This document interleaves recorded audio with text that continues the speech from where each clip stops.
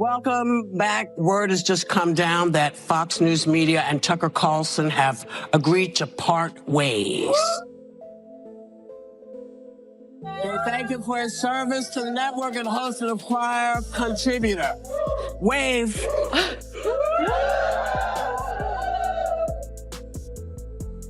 Rogan just pulled the trigger on this one. And now Whoopi Goldberg might want to step away from the internet for a while, especially after Tucker Carlson unleashed a $100 million lawsuit that feels outrageous but somehow completely predictable. Joe Rogan came in hot, delivering the verbal equivalent of a sledgehammer strike. So what exactly did he say? Why is Whoopi spiraling? And how did this detonate faster than a full-blown Fox News firestorm? Strap in, this is the kind of mayhem that's impossible to look away from. Like, he used him as his puppet, and it exposed what many of us have been saying about Tucker Carlson. He's a Kremlin puppet who doesn't know what the hell he's talking about. It's just such a disgrace, I think, to our country that an American would give him any kind of platform to propagandize. If you average out the View hosts, among the dumbest people on television. And so it's like they say the thing that people are thinking, but they say it very directly, so they expose whatever truth. But I think Sonny's dumb. But Whoopi is certainly not the brightest person. And what she just said just doesn't make any sense. It's just like so. So there they were. The View, America's premier destination for scorching hot takes and manufactured indignation, swirling their overpriced beverages and competing to one-up each other. And front and center, naturally, was Whoopi Goldberg, fully prepared to dissect geopolitical affairs, national defense, and the very fate of democracy. Because honestly, who better to navigate all of that than Whoopi, the woman from Sister Act, now somehow positioned as a leading authority on civilized public discourse? They're disgusting. She's Anna Navarro in your wildest imagination. You could never solo host a show. You will only ever make it as part of an ensemble, and you could never hope to achieve the success that Tucker Carlson has. So you can sit in your little cheap seats all day long and enjoy your little negative henpecking, but your careers are going nowhere, and Tucker is about to dominate. And the conversation, and we're using that word very charitably, went sideways almost immediately, like Joy Behar's eyeliner mid-commercial. They were supposed to be unpacking Carlson's most recent soundbites, something involving border policy, the Ukraine conflict, or possibly extraterrestrials, depending on which way the wind was blowing. But within moments, the whole thing morphed into a daytime reenactment of a Salem witch trial circa 1692. Whoopi, armed with the legal authority of a magic 8-ball, didn't merely suggest Tucker Carlson was mistaken. She framed him as an active threat to the entire democratic system. Not just irritating. Not just provocative. This was full emergency-level alarm bells. Apparently, disagreeing with The View now comes bundled with a suggestion to involve law enforcement. What'd she say? Whoopi Goldberg said that Biden could arrest all the Republicans and put them in jail. You just need to see how unhinged this kind of thinking is. Well, you know what Joe Biden could do? Joe Biden, you have to see it because it's so on TV. crazy. She said it's it's on television. You know, let's look at a scenario where the Supreme Court says, yes, he has all those rights. He is immune from everything. You know what Joe Biden could do since he is presently president? What? Oh. Naturally, the rest of the panel wasn't about to let Whoopi claim that moment solo. Joy Behar leaped in like a backup vocalist who'd been holding her breath through the entire first verse. She was quick to stamp Carlson as public enemy number one, with roughly the intellectual depth of a Facebook meme. Then Sunny Hostin chimed in with the energy of someone who'd just discovered the First Amendment roughly 5 minutes prior. At that point, it stopped resembling anything close to a panel discussion and started looking like a highly caffeinated kangaroo court, everyone tripping over themselves to outrage the next person for maximum screen time. If I may, I'm amazed at the level of self-projection going on here. I mean, Alicia, you work for ABC, Tucker works for himself. Objectively, you are a puppet and he's not. And Sonny, you're basically saying that Tucker shouldn't be allowed to have a voice. That's the opposite of the democracy that you preach every time we are here. And finally, none of you had any examples on what Tucker has said that was a lie or propaganda. But I'm too nice, so I will give you another chance. Give me some specific examples to back your claims. Let's go.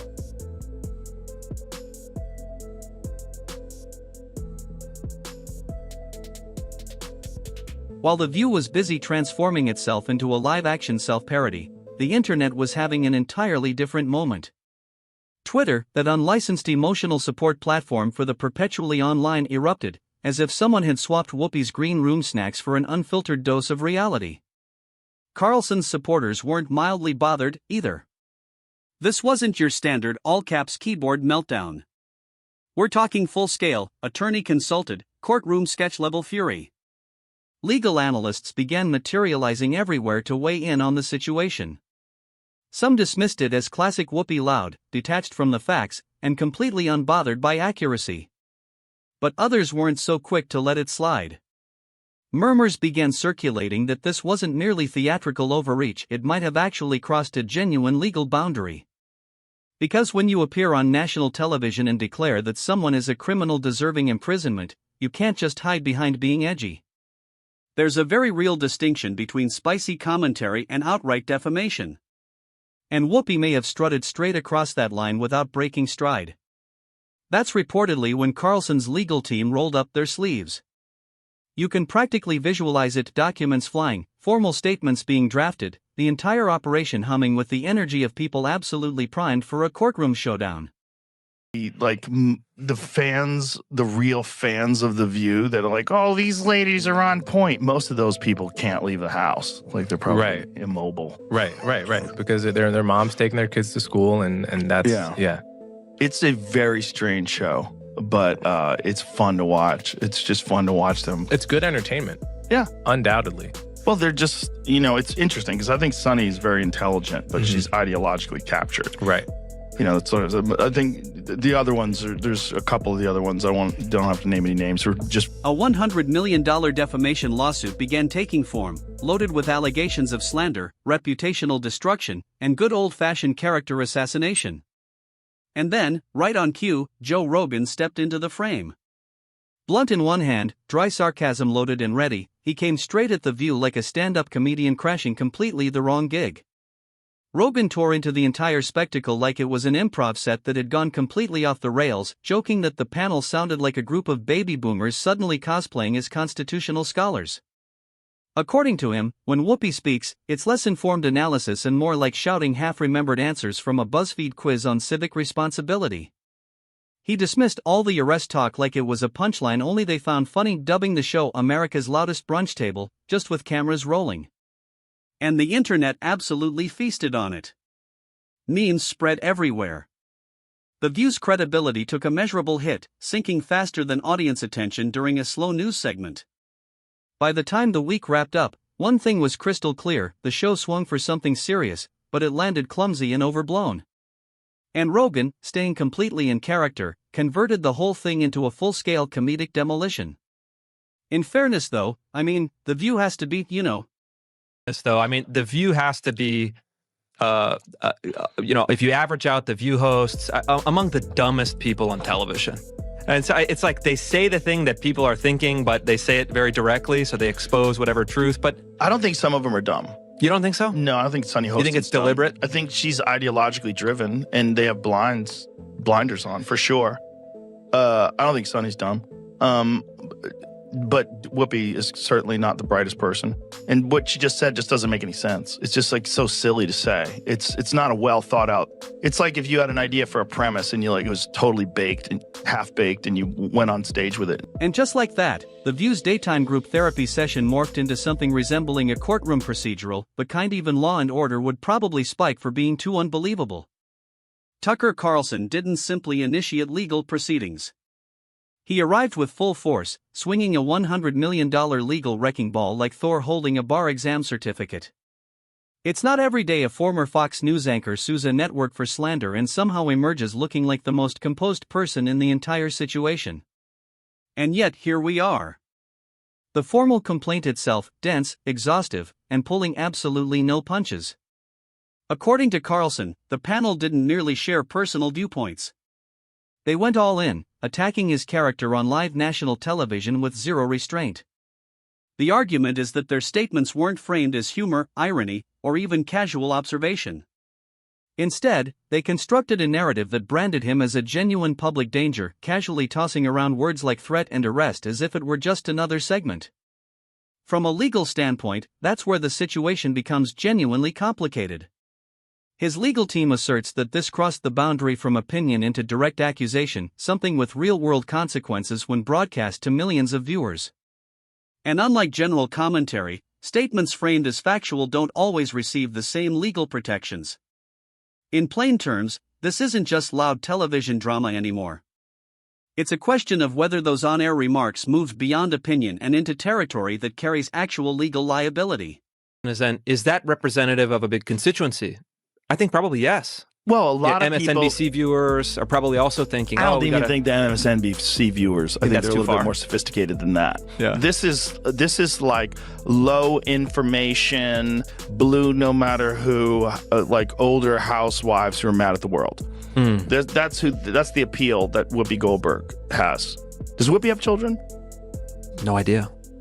It's interesting too, like really politically motivated older women who don't have children. Yeah.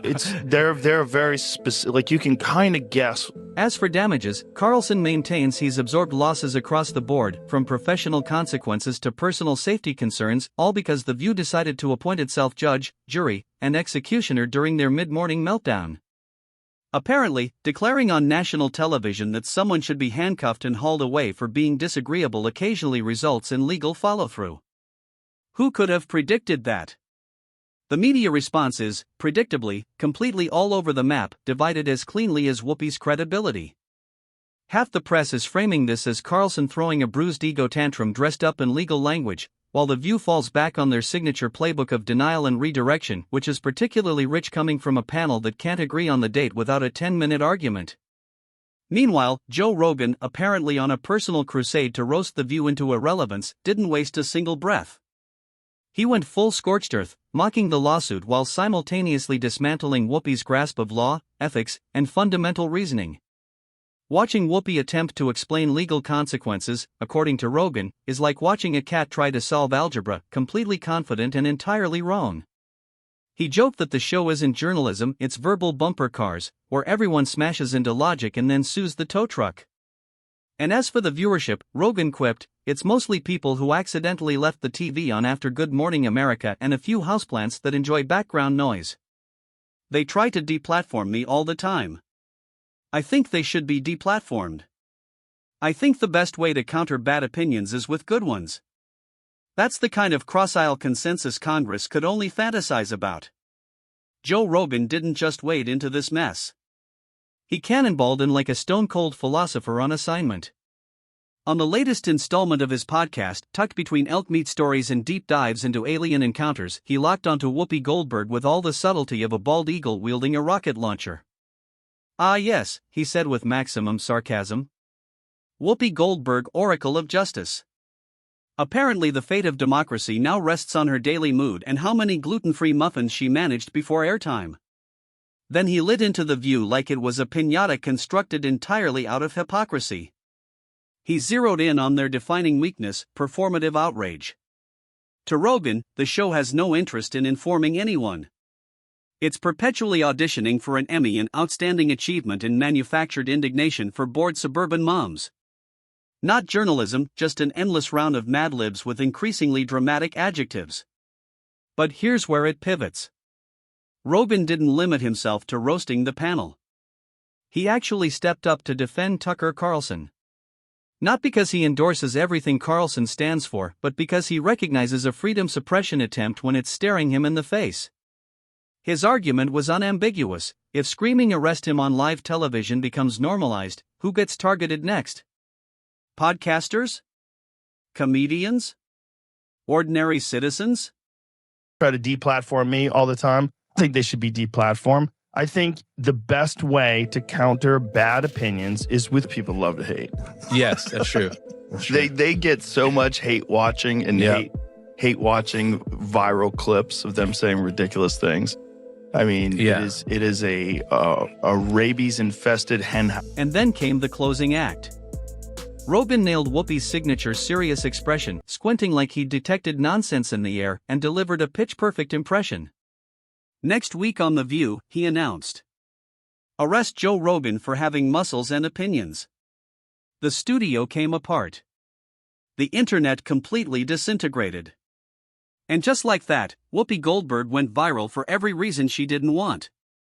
Never one to retreat gracefully from a deteriorating argument, Whoopi attempted a response on air with the energy of someone who just realized their smoke detector was actually signaling carbon monoxide.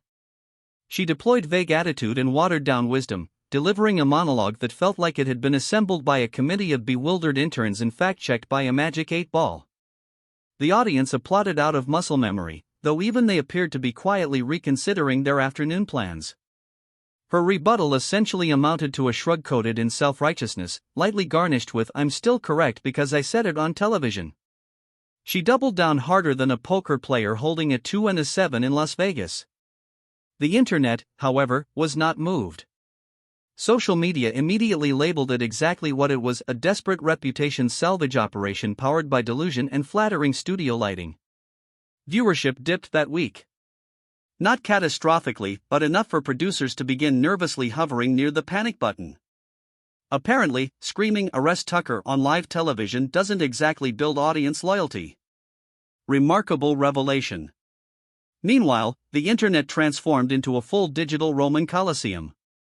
Conservative Twitter cheered Rogan and Carlson on like they'd just tag-teamed The View into complete submission.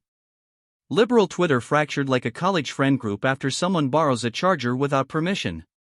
Some clutched pearls and defended Whoopi as though she were democracy's last remaining guardian, while others cringed so intensely they may have required medical attention. Memes detonated everywhere. And we have now officially entered the Thunderdome of defamation, where media figures sue one another like it's a competitive contact sport and the prize is a demolished reputation wrapped in a court summons. It's no longer merely "he said, she said." It's "he sued, she screeched." Tucker's lawsuit isn't just a legal grenade lobbed at Whoopi's rapidly shrinking credibility. It's a floodlight aimed squarely at the entire media circus, where free expression and journalistic negligence arm wrestle over who gets cancelled first. But just when tribal lines peaked and The View was screaming into its own echo chamber, Joe Rogan moonwalked into the wreckage like the wildcard philosopher of pure chaos. He isn't red. He isn't blue. He's a floating bald head of logic and sharp sarcasm, beloved by conspiracy enthusiasts, gym devotees, and that particular uncle who doesn't trust oat milk. Rogan doesn't pick a side. He picks apart absurdity. And The View was essentially a goldmine. By surgically eviscerating Whoopi's televised meltdown with a handful of precision jokes, he reframed the entire conversation. This was never a left versus right skirmish. It was rationality colliding head-on with irrationality. Rogan drove the bus straight through Whoopi's soapbox, mushroom tea in hand, leaving The View publicly roasted in front of a global audience.